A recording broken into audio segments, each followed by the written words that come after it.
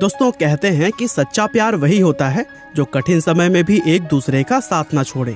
लेकिन जमाना तो कुछ ऐसा हो चुका है कि आजकल लोगों के रिश्ते जितने जल्दी बनते हैं उतनी ही जल्दी टूट भी जाते हैं। हालांकि आज के इस वीडियो में हम आपको भारत के ही 5 ऐसे कपल्स के बारे में बताने वाले हैं जिन्होंने एक साथ मिलकर कठिन से कठिन परिस्थितियों का भी जमकर सामना किया और आज उनकी जोड़ियां पूरी दुनिया के लिए ही एक आदर्श मानी जाती है। नंबर 1, आयुष्मान और ताहिरा।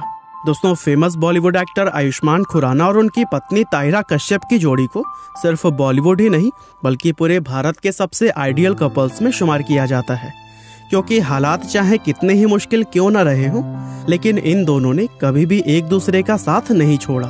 और दोस्तों जिस तरह से इनकी जोड़ी को बेमिसाल माना जाता है, उसी तरह इनकी लव स्टोरी भी किसी रोमांटिक बॉलीवुड मूवी की कहानी से कम नहीं है।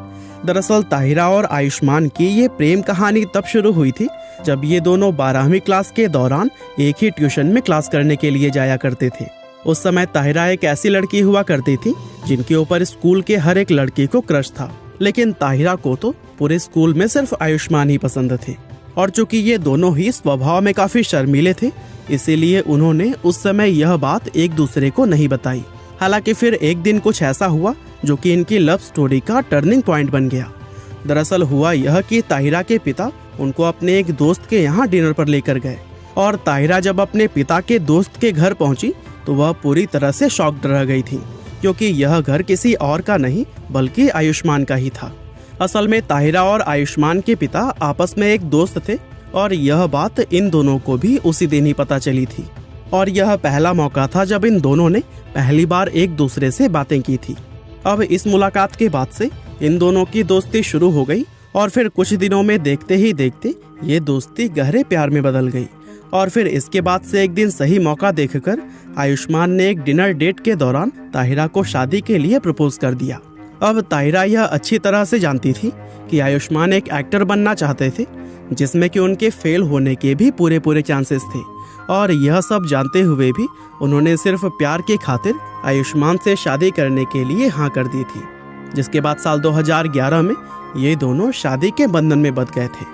वैसे आपकी जानकारी के लिए बता दें कि शादी के बाद जब आयुष्मान एक्टर बनने के लिए स्ट्रगल किया करते थे, तब ताहिरा ही काम करके अपने घर को चलाया करती थी। असल में ताहिरा को इस बात पर पूरा यकीन था कि आयुष्मान एक न एक दिन कामयाब जरूर होंगे। इसके अलावा अभी पिछले साल जब ताहिरा स्टेज 1 ब्रेस्ट कैंसर से पीड़ित पाई गई थी, तब आयुष्मान ने एक पल के लिए भी उनका साथ नहीं छोड़ा था और कैंसर से लड़ने के लिए वे हर पल अपनी पत्नी की हिम्मत बढ़ा रहे थे।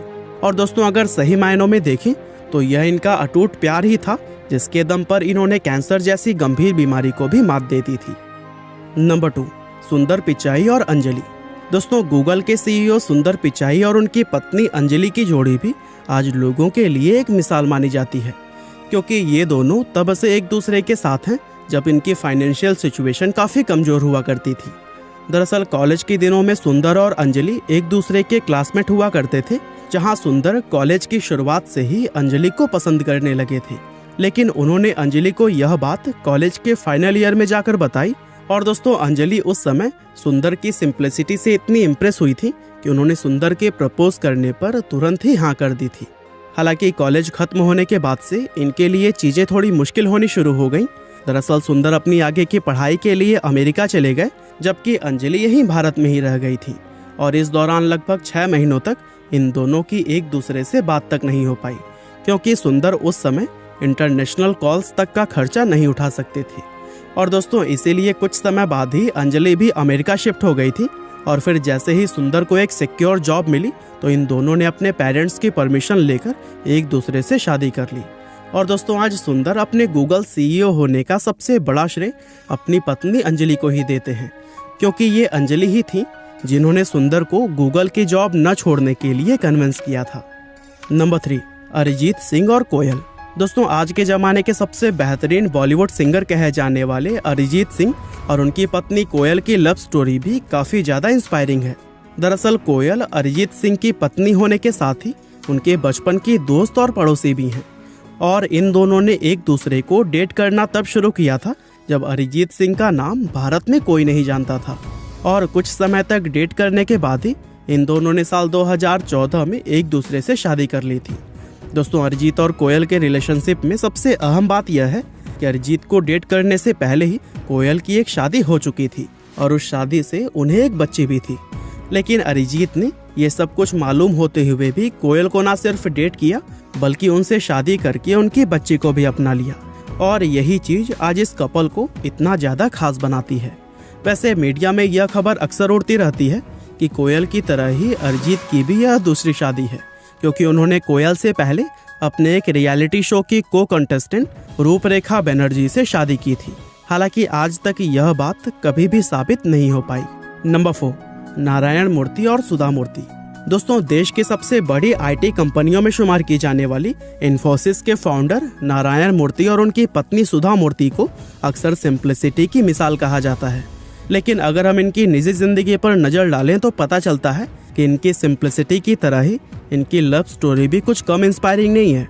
दरअसल नारायण और सुधा मूर्ति की पहली मुलाकात उनके एक म्यूचुअल फ्रेंड प्रसन्ना ने करवाई थी, और नारायण मूर्ति जब पहली बार सुधा मूर्ति से मिले तो फिर उन्हें देखते ही वह अपना दिल दे बैठे, और फिर इसके बाद से इन लोगों की दोस्ती हुई। और फिर एक दिन अचानक नारायण मूर्ति ने सुधा मूर्ति को प्रपोज कर दिया।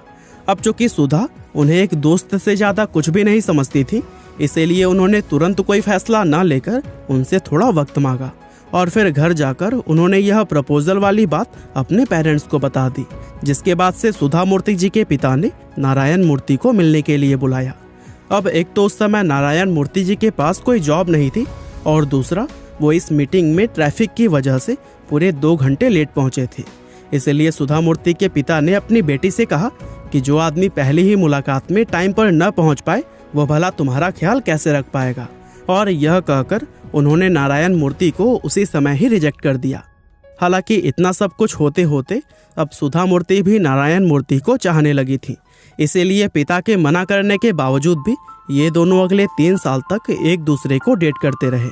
और दोस्तों, आपको जानकर हैरानी होगी कि आज भारत के सबसे अमीर लोगों में शुमार किए जाने वाले नारायण मूर्ति के पास उस समय अपनी गर्लफ्रेंड को फिल्म दिखाने तक के पैसे नहीं हुआ करते थे, और वे हमेशा सुधा से पैसे उधार लेकर ही उन्हें डेट पर लेकर जाया करते थे। हालांकि आखिरकार साल 1977 में जब नारायण मूर्ति को एक कंपनी में जनरल मैनेजर की जॉब हासिल हुई, तब जाकर सुधा मूर्ति के पिता इन दोनों की शादी के लिए माने, जिसके बाद से अगले साल यानी कि 1978 में इन्होंने शादी कर ली। नंबर 5, पंकज त्रिपाठी और मृदुला। दोस्तों, बॉलीवुड के सबसे मजे हुए एक्टर्स में शुमार किए जाने वाले पंकज त्रिपाठी जिस तरह से स्क्रीन पर रोमांस करते हुए नजर आते हैं, ठीक उसी तरह उनकी और उनकी पत्नी मृदुला की लव स्टोरी भी किसी फिल्म की कहानी से कम नहीं है। दरअसल पंकज त्रिपाठी ने मृदुला को पहली बार उस समय देखा था जब वो 9th क्लास में थी, और इस पहली ही नज़र में उन्हें मृदुला से प्यार हो गया था। असल में पंकज की बहन की शादी उनकी पत्नी मृदुला के बड़े भाई से हुई थी, और इसी शादी के दौरान ही उन्होंने मृदुला को फर्स्ट टाइम देखा। इसके बाद से पहले इन दोनों के बीच में दोस्ती शुरू हुई, और फिर कुछ दिनों में ही यह दोस्ती प्यार में बदल गई। पंकज हर 6 महीने में एक बार अपनी बहन से मिलने उसके घर जाते थे, और इसी दौरान उनकी मुलाकात मृदुला से हो पाती थी। अब वो जमाना व्हाट्सएप पर चैट करने वाला तो था नहीं, इसीलिए पंकज और मृदुला एक दूसरे को लव लेटर लिखा करते थे। और चूंकि ब्राह्मण लोगों में एक ही परिवार के अंदर 2 शादियां नहीं की जाती हैं, इसीलिए इन दोनों की शादी के लिए भी परिवार के लोग बड़े ही मुश्किल से माने थे, और जैसे तैसे करके साल 2004 में इनकी शादी हो पाई थी। और दोस्तों, पंकज ने एक इंटरव्यू में कहा था कि स्ट्रगल के दिनों में मुझे बहुत ज्यादा तकलीफें नहीं झेलनी पड़ी, क्योंकि उस समय मेरी पत्नी मृदुला घर के पूरे खर्च को संभालती थी। दोस्तों, हालात चाहे कितने ही बुरे क्यों न रहे हों, लेकिन इन दोनों ने एक दूसरे का साथ कभी नहीं छोड़ा, और यही वजह है कि आज इनकी जोड़ी को एक आदर्श कपल माना जाता है। बहरहाल, आज की इस वीडियो में तो बस इतना ही था, लेकिन इस वीडियो के पार्ट 2 के लिए आप हमें ऐसे ही कपल्स के सजेशन कमेंट बॉक्स में दे सकते हैं। आपका बहुमूल्य समय देने के लिए बहुत बहुत धन्यवाद।